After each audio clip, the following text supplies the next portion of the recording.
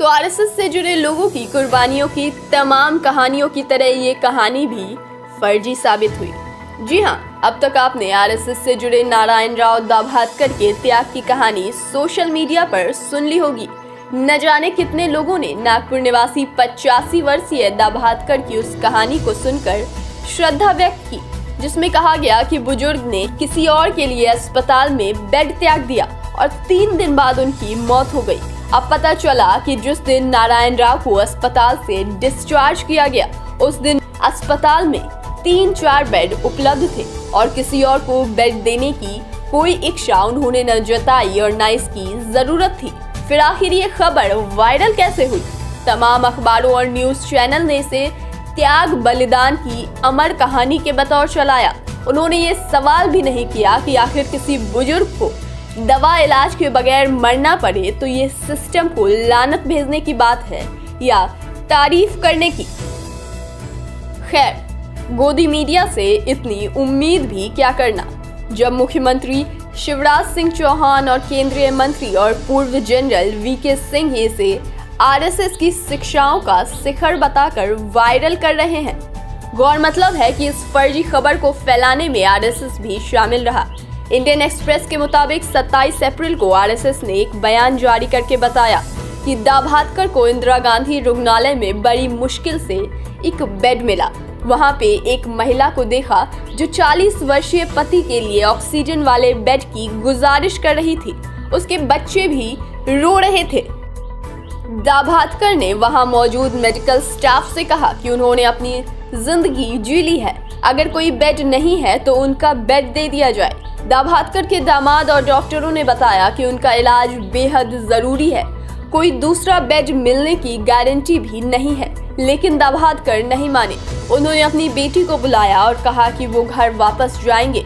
सबने उनकी भावनाएं समझी, घर वापस आए और 3 दिन बाद उनका निधन हो गया। इस कथा को सुनकर कौन नहीं द्रवित होगा। ये बात बार बार बताई जाने लगी कि आरएसएस से मिले संस्कारों का नतीजा है। ऐसे समय में जब महामारी के दौरान आरएसएस के कार्यकर्ताओं की गैर मौजूदगी से हर तरफ सवाल उठ रहे हैं, ये कहानी एक बड़ी राहत थी। लेकिन कॉमन सेंस ये पूछ रहा है कि क्या कोई मरीज बेड देने या न देने का फैसला कर सकता है या फिर अस्पताल प्रशासन तय करता है? इस संबंध में नागपुर नगर निगम के द्वारा संचालित इस अस्पताल के इंचार्ज शीलू चिमुरकर ने कहा, उससे साबित हो गया कि ये खबर पूरी तरह से गढ़ी गई है। डॉक्टर शीलू ने बताया कि दाभादकर 22 अप्रैल की शाम 5:55 में इमरजेंसी में भर्ती हुए। हमने उनके परिजनों से कहा कि अगर उनकी हालत बिगड़ी तो उन्हें किसी बड़े अस्पताल ले जाना होगा। वे सहमत थे। 7:55 पे वो लौटे और डिस्चार्ज करने की मांग करने लगे। हमें इसका कारण नहीं बताया गया, लेकिन हमने उन्हें सलाह दी कि मरीज को किसी बड़े अस्पताल में ले जाएं। उनके दामाद अमोल बाजपुर ने सहमति पत्र पर हस्ताक्षर किए।